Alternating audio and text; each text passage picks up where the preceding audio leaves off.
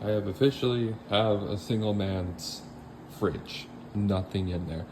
Ignore this chocolate cake I still haven't eaten for some reason. But yeah, this is pretty much what a single man's fridge looks like.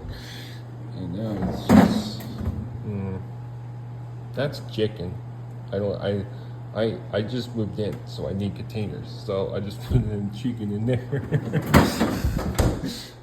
and I got, yeah, there's bread, chocolate frosting, and peanut butter, and there's some ramen right there. And got my, set up right, new apartment, just moved in.